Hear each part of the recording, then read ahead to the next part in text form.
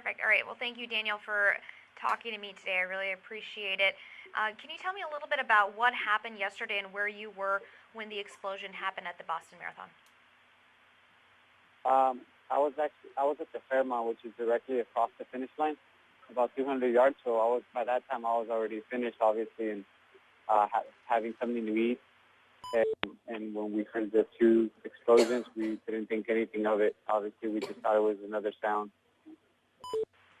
And what did you do when you found out that it was an explosion? Well, we turned on the TV in the room that we were in, and we found out, and then you heard the sirens and everything like that, and people had a lot of questions. We still didn't know if it was on purpose or if it was an electronic misfunction at the starting line, because there is a lot of electric action going on to put that event together, especially at the finish line. And who were you in Boston with? Were you with your family? I was with my mom, dad, and sister at the time, yes. And were they with you when the explosion happened? Were any of them hurt, or are they okay? No, they were all with me when it happened, so they were okay. That's good. Did you have any friends at the marathon that you knew that came from maybe California, or that you maybe met while you were preparing for the marathon? Well, yeah, there was quite a few people I knew from all over the place, but from my understanding, they're all okay. And I knew that there was a lady that trains with my coach from Hartnell, with the Train Like a Panther group. I'm not sure what her name is, but I knew that she was towards the back end of that, and I'm not sure if she already had finished or not before this happened. And what are your thoughts, after everything is kind of being pieced together, finding out what happened, still trying to get to the bottom of who caused this? What are your thoughts as far as, being able to get out there safely, your family got out there safely, and some of your friends too? Well, I'm just glad that everyone that I know is okay, and now I'm on my way back home, so I'm really glad to be getting out of here, safe and sound. Besides that experience, everything else was really positive, and the community is really behind this event. So, I expect it to be even better next year now that this happened, as far as that support from the local community. And does an event like this make you a little bit more nervous to participate in bigger marathons? Do you think you're going to participate in the Boston Marathon again? I don't know if I know that I'll do it sometime in the future. I don't know that I want to come back here maybe in the immediate following year. But, it does kind of make you think that it could happen at any world major marathon event like Chicago, New York, or London. So it does make you think twice about, making plans and booking the flight and whatnot, and, signing up for these races. And what do you think, just the fact that runners, any public were targeted, runners, it was a marathon, it's not something you'd expect anything would happen. What are your thoughts as far as, are you gearing up for the Big Sur Marathon? Are you nervous about that? No, my next marathon won't be till the fall. So, it's just, I had New York in mind, which is in November. But after this, New York's maybe not as famous as Boston because it hasn't been going on for as long of a time, but it has twice as many runners. They have 40,000 plus runners where Boston has 27. So it just makes me think, the bigger the event and the bigger the marathon, obviously the bigger target is going to be for somebody who wants to hurt, a large group of people. So it does make me think maybe I won't do New York, maybe I'll do something close to home, something smaller like Big Sur, or something up in Sacramento like the California International Marathon, Perfect. And so your next marathon is going to be in New York in November? No, I've always wanted to, just like I always wanted to do Boston, I've always wanted to do New York, but now that this happened, I'm obviously going to, take a step back and, take that into consideration maybe just stay closer to home and run the California International Marathon, which is a month later in December. So that's probably what I'm going to do. I see. And have you put any thought into what the next race you're going to run is going to be, or is it kind of too soon to tell? What race I'm going to run like pretty soon? Yeah.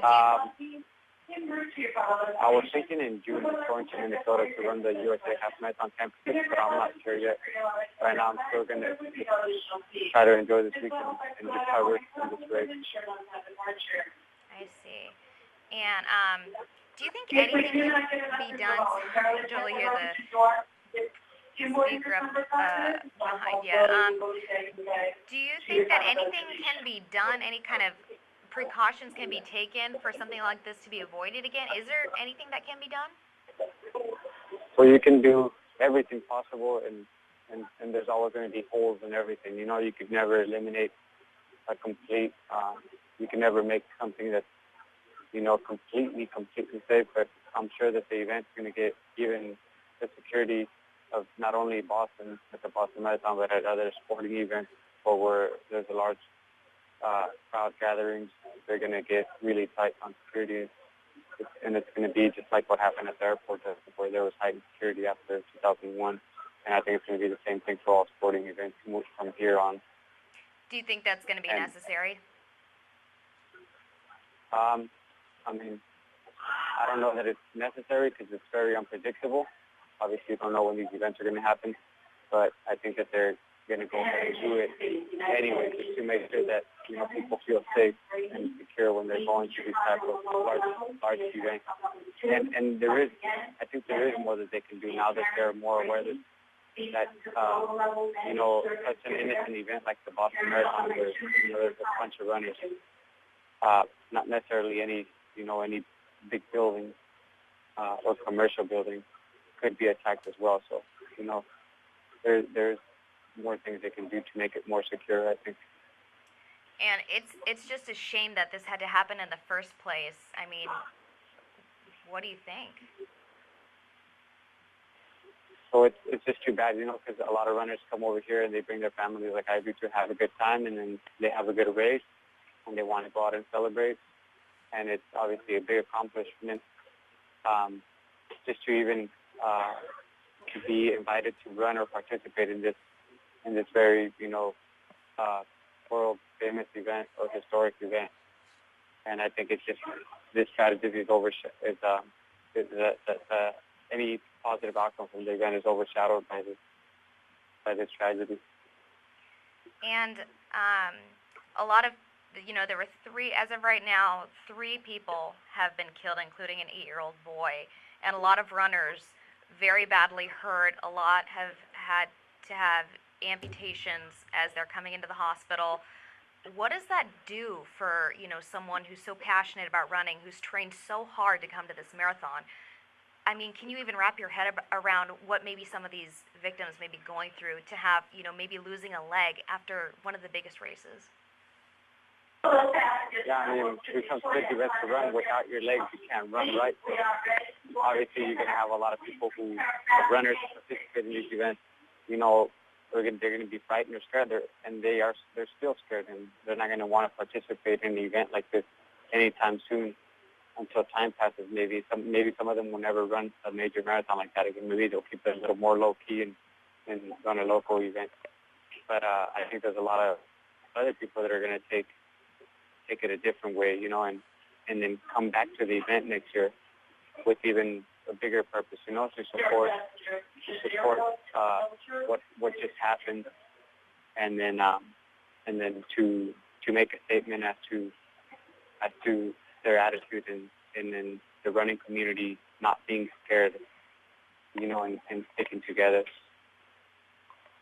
Perfect. And just to wrap up real quick, you know, you did really well for this race. We were all really proud of you over at Central Coast News when we heard that you got 9th. Tell me about the time that you got too.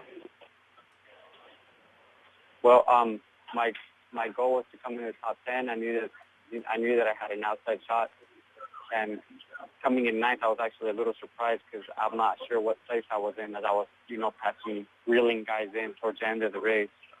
And it was just a great race for me because I ran really conservative, and I just learned a little more about myself and my body, uh, about how to run in this type of race, which is 26 miles long. And there's a lot that can happen, and there's a lot of things that I did well, and there's a lot of things that I could still do well. And so it was big for me to come in the top 10 at a world major marathon event like the Boston Marathon. Well, that's awesome, and congratulations. And you achieved your goal. And how are you gonna maybe do your training different or improve for the next race that you plan to run? Well, I didn't expect Boston to be so hilly. It's kind of deceiving. So obviously, maybe tailor my training just a little bit more towards just the terrain of the marathon. If it's a really hilly marathon or there's a lot of downhills, then I got to practice. I got to practice more downhill type of running. I have to incorporate that into my running every day. If it's an uphill course like Big Sur, then I have to incorporate a lot of hills in my training. So just being a little more specific as to the type of terrain that I will be running over. Perfect. Well, we're all very proud of you, and we're glad that you're safe and you're headed home now. So thank you so much for doing this interview with us. Is there anything else you'd like to add or say? Not at this point. I just I'd like to thank everybody here for being so friendly and for everybody was on it right away without any questions. Everybody was ready to help. I mean, you saw people rushing to help immediately after the event without knowing whether there was another bomb or not. They could have gone off. So I think they did a great job, and I think they're going to continue to do a great job and even a better job next year with the event. And I think a lot of people are going to be behind it, support it, and a lot of people will be happy to come back and show their support.